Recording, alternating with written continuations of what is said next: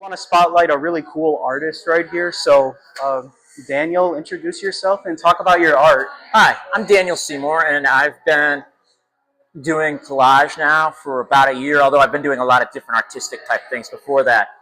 I consider myself, it's a very popular phrase out there in terms of collage, as an intuitive type of collage artist, in that I seize upon an image and possibilities for it run through my brain, and I just start playing with that image and feeling out where it feels comfortable.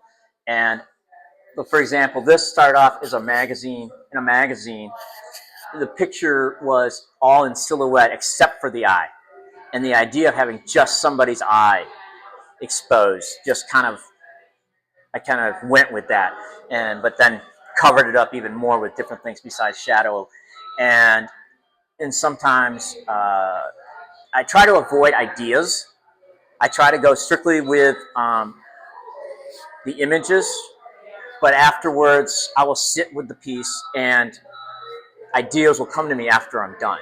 And that's usually where the titles come from. And I begin to realize that I have explored parts of myself and finding those images.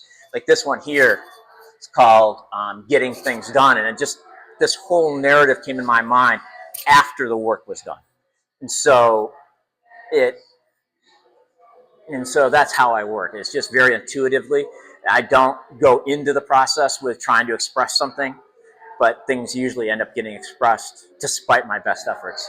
So you said you've been doing this for a year. Have you made more pieces than what's displayed here? Yes. I was selective. I wanted to get the ones that I thought would best speak to other people besides myself and my family.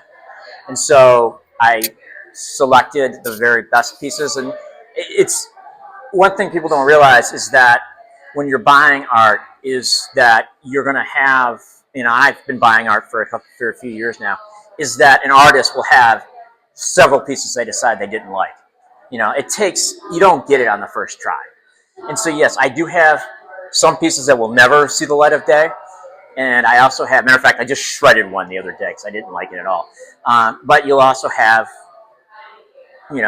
hopefully a higher percentage of the ones that do work are the ones that do. Our audience is a lot of young people, so do you have like a specific piece of advice to young people who want to be creative in any way, whether it's making collage art or writing books like us? Like, what would you say to the younger generation? As I was just saying, you're going to have mistakes, and so don't be afraid of that. Just start. And that's something I didn't create. That's not an idea I came up with. That's something I hear from a lot of artists, is you have to just start. Also, I would say check out other artists on the internet and find things that you want to aspire to, but at the same time, keep your own voice.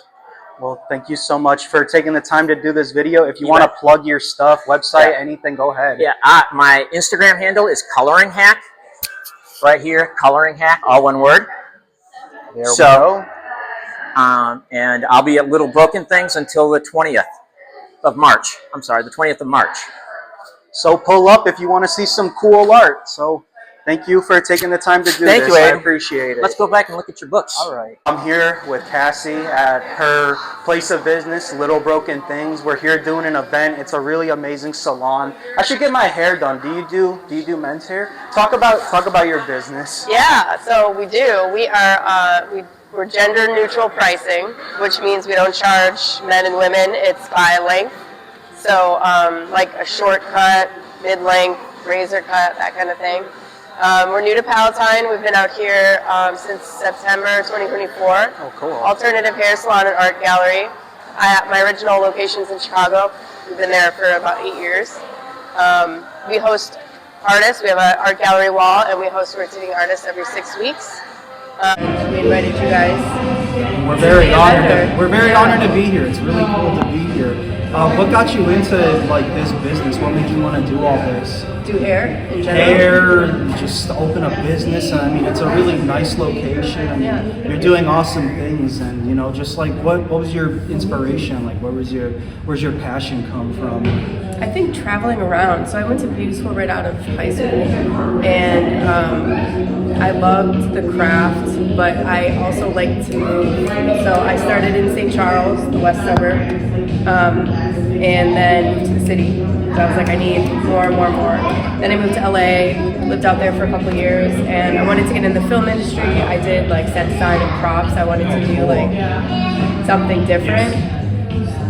But then that kind of led me back to my industry, and I was like, actually, I really love my industry. Let me just lean into that a little bit more. And while I was in LA, I was like, what if I opened a salon that was like also an art gallery and also a consignment shop, and like sort of all of my interests, and also could bring in more people, because I think so often hair salons are sort of put in this category of like they own, like it's just for hair, and a lot of times it's just for women's hair, and I didn't want that. I wanted it to feel like, I worked in a lot of barber shops too throughout my career, so I wanted like wood and metal, and like I wanted it to feel like a dude that works the construction can come sit in our waiting room, have an old style, and feel comfortable waiting to get his hair cut, and not feel like he's in the wrong place or something, you know what I mean?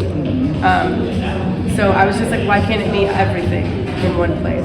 And that's what I love. It's very open to anybody, no matter who you are. Yeah. And yeah, I really just respect what you're doing. I actually first heard about you when you did Jason Stallard's podcast, Love Local. I was on there too. I watched your episode. It was good. And I also saw you on Fox Chicago. Oh, wow. Our company was on there too recently. Cool. So yeah, we just wanted to take a second, spotlight if you want to promote anything, social media. Yeah, go ahead. Just look at the Spider-Man. So if you want to follow us we're on Instagram, Little Broken Things Palatine. My Chicago location is Little Broken Things. We're on TikTok, Little Broken Things Shy, I believe, CHI. We have rotating artists every 6 weeks, so anyone's welcome to come to an opening. And obviously, we do awesome hair, so come get your hair done. I think that's it. I think that's all the things. That's pretty good. That's pretty good. Yeah. Well, and we have a young audience, so do you have any advice to any young people out there who are entrepreneurs and they're afraid to take that risk? Do it. Just do it. You're never prepared. I wasn't prepared. I took a lot of, I put my credit on the line, I guess, but I was like, what better way to possibly screw over your credit than building something that, you're building your dreams, I guess. That's awesome. So just do it. Just do it. Not to steal that from Nike. Yeah, not like Nike, a different way, but just do it. Don't wait. All right, well, thank you for taking the time to do this. Hey guys, I really hope that you enjoyed me talking to Daniel, Seymour, and Cassie Hamel. They're two really cool individuals, and I just really hope you enjoyed my conversations with both of them. I'm probably gonna talk here for a couple of minutes, just talking about, everything that happened today, and just some opinions and thoughts of mine. You might be wondering, like, why is the title of this Arts and Entrepreneurs? Because the truth is, and I can tell y'all just from my own experience doing all of this with the book company, those two things really do go hand in hand, and it's interesting, to be honest, because they both go together in the sense for me to do everything with this company. I have to use my brain in a artistic sense, while also having to be an entrepreneur and run a business and figure out the ins and outs of all of that. So talking to those two, I think it's not.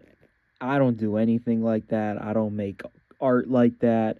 I don't have a salon slash art gallery.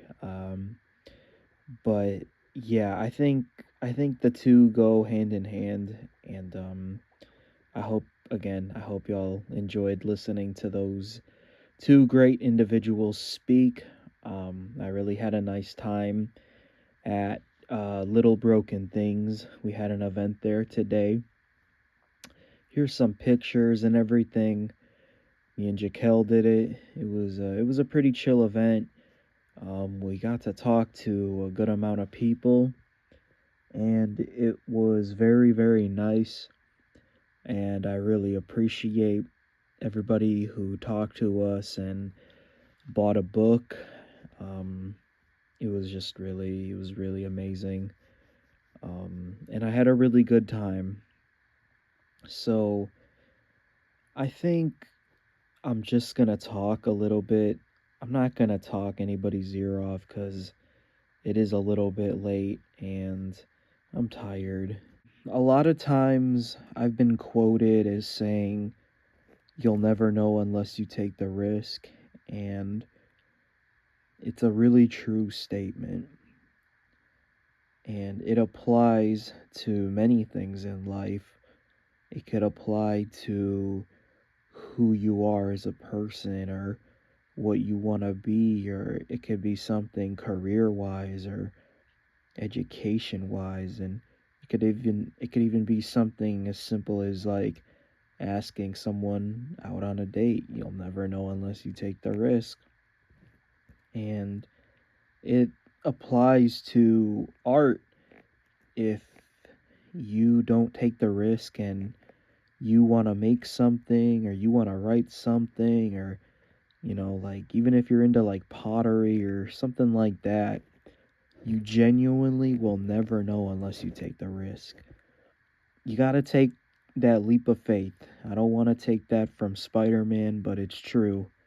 You just have to take that leap of faith and try, and you could make amazing things if you try. I mean, I'm a prime example of that.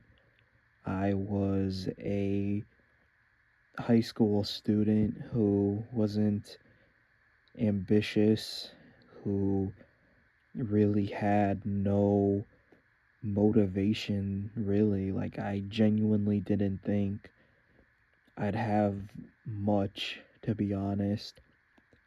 And one day during the pandemic, as many of you know, I stayed up all night, just drank some coffee, and I just took that leap of faith and decided to open that Google document and start writing.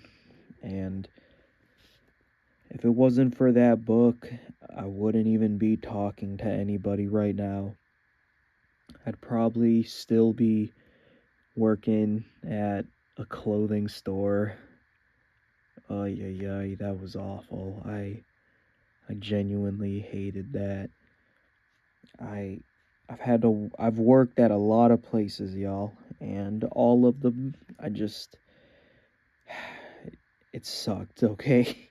I think y'all understand that. I don't really need to get into a lot of detail or context because it's pretty self-explanatory.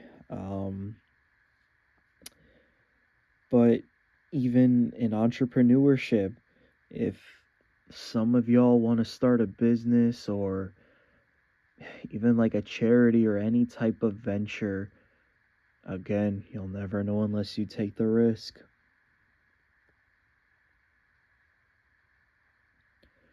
I know some could be like, oh, that's very cliche. Oh, yeah, like I've seen that. Like, oh, every PSA says you'll never know unless you take the risk, blah, blah, blah. But it genuinely is true because I've seen in my own life there's people who just kind of gave up and they never pushed for anything higher. They're just comfortable with what they have, and that's perfectly okay as well. But sometimes these people will say, like, I want to be this, I want to have this, and they never do that. And I try to tell people just go for it. And sometimes, everybody is different. We all think differently, and we all have different priorities. So I do understand it, of course. Everybody is on a different path, but genuinely, if you want to have a different path in your life, you genuinely can make that path. Just trust me on that. I'm not here to yap all day, so I'm gonna start to wrap this up a little bit. I know it's a shorter episode, but I just wanted to do something a little bit different because a lot of these episodes, we're joking around and having fun, and the next episode is definitely gonna be that. Just something kind of cool, like I'll definitely think of something, but I just thought I'd kind of come on here and give a little bit more of a kind of a serious video and just genuinely try to give advice and maybe just share what I have to think. And yeah. I received about a week ago, I'm not even trying to quote the song, but about a week ago, okay, I'm sorry, I couldn't help myself. We received a video um, from the mayor of Chicago, Mr. Brandon Johnson, and he praised and really commended our efforts at Aiden Brand's books. And I'm gonna play the video here, and yeah. Hello, Aiden Brand's books. Chicago is full of literary history from world renowned poets, authors, graphic novelists, and playwrights. And as we celebrate the works of those in the past, it is important to uplift and empower new writers. And that is why publishing companies like Aiden Brand's books are so important to our city. As a group of diverse Gen Z writers, you all are sharing new and exciting stories while also paving the way for young writers. So I want to take a moment to commend you all for your efforts, dedication, and drive to amplify new voices and inspire a new generation of authors. Keep up the great work and keep telling our stories. Thank you.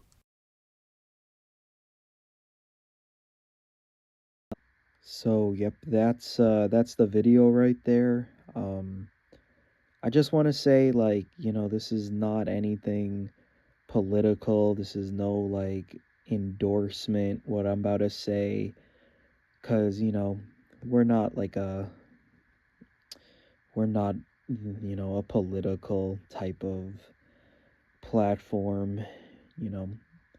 We do talk about social issues in the books, of course. And if you really want to know how we each feel, well, go check out the books.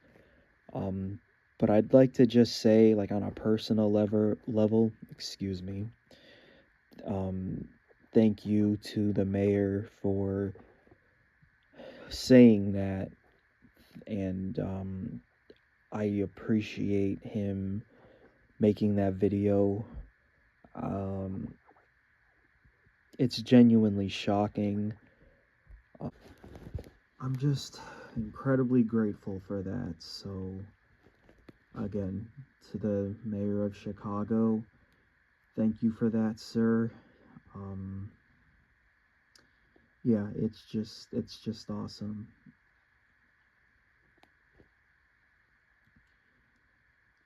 You know, and kind of just going back to what I was saying about taking that risk, I just can't believe how far everything has come with Aiden Brand's books. And somebody pointed out to me the other day that if you Google who's the most known Gen Z author in Chicago, in Illinois, whatever, it says my name.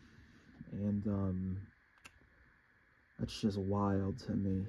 It's genuinely wild because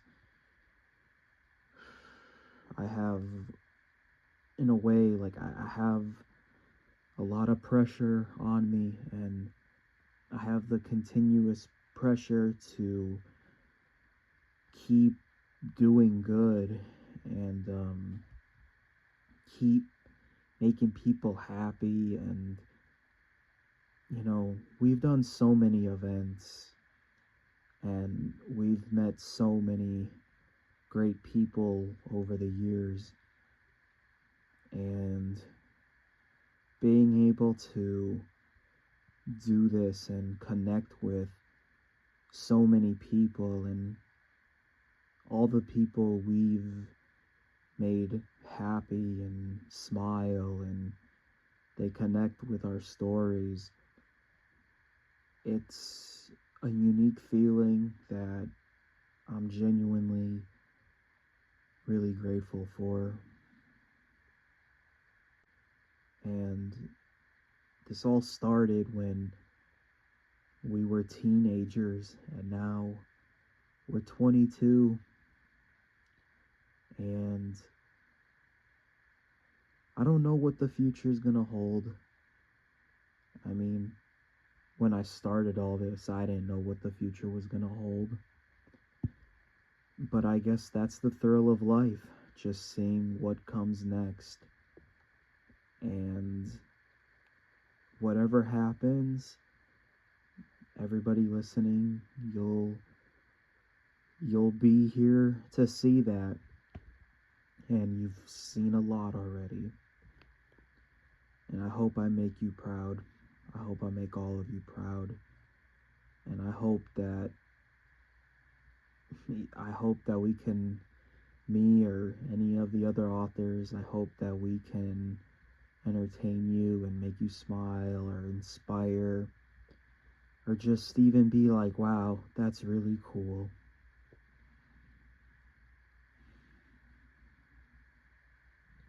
So again, you'll never know unless you take the risk. I'm gonna end it here, everybody. But I hope you did enjoy this episode. It actually felt kind of good to have a grounded conversation and be more just kind of open and honest, and not have any like exaggerated moments or anything like that. Just a heart to heart. I hope y'all have a good day or night. It's crazy times right now, so just take care of yourself, and I'll see you all really soon. Take care.